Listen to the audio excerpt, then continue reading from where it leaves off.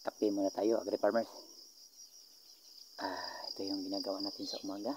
Kape muna tayo bago tayo trabaho. So, sa harap nyo, ito yung mga pipino natin. Ito na yung update sa ating pipino.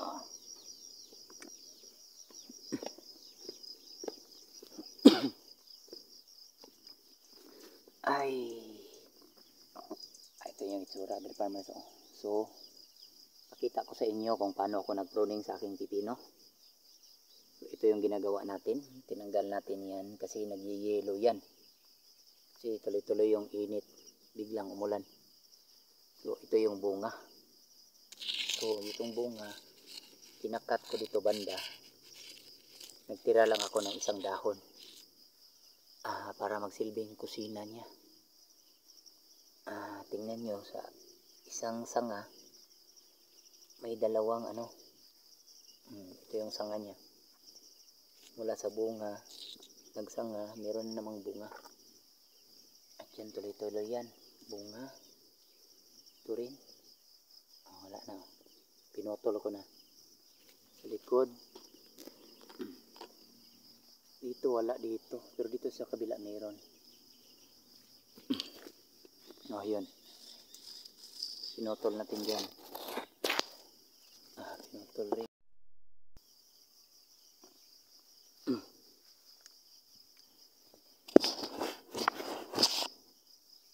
Yun, pinotol na natin dito. So, ito yung bunga niya. Ito yung pangalawa. Pangatlo. So, ayan o. Yang sanga niya, meron na namang bunga. Pero dito tayo nag-cut banda. Kasi kung hindi natin i-cut dito, tataas ng tataas to hanggang makalampas dito sa ating twine. So, yun yung pinutol natin. Bilangin natin. 1, 2, 3, 4, 5, 6, 7. Ito yung pang-pito. 7, 8. Dito wala. So ito yung pang-9. Dito natin banda pinutol. Yan yung bunga. Dito sa talbos. Yun. Yun. So ang purpose ito, agri-farmers, para pag pinutol mo to, hindi na to tataas ng tataas. Saka dito na mag-focus yung kanyang nutrients na inaabono natin.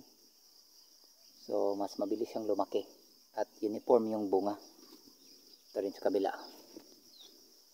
Isa, dalawa, tatlo, apat. Ito meron pa mga 5, 6, 7, 8, 9, 10,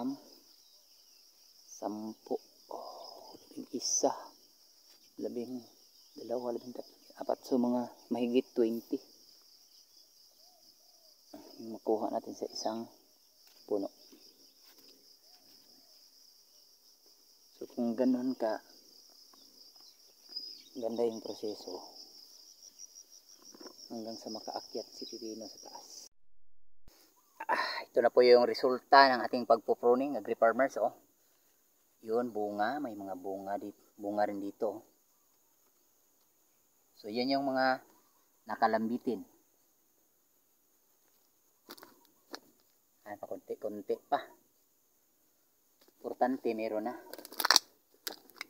Ito. Yun, meron dito. Marami-rami dito. Yun may malaki-laki. So isa yun sa pamamaraan natin na kung saan gusto nating mag-harvest ng magaganda, mga matutuwid ito. Makaseleksyon tayo ng maganda. Kasi nga, nag-prune tayo. Pwede nating di natin patuloyin yung mga baliko.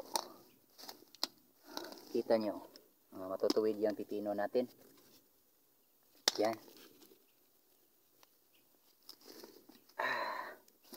May makukuha na tayo ngayong hapon at saka bukas. So araw-araw yung harvest natin dito. Piking-piking lang. Hanggang dun sa dulo. Ganun din sa kabila, agri-farmers. So yun lang muna ang masishare natin sa ating pipino. Yung practical tips kung paano paramihin at paano mag-prune. Maraming salamat. God bless.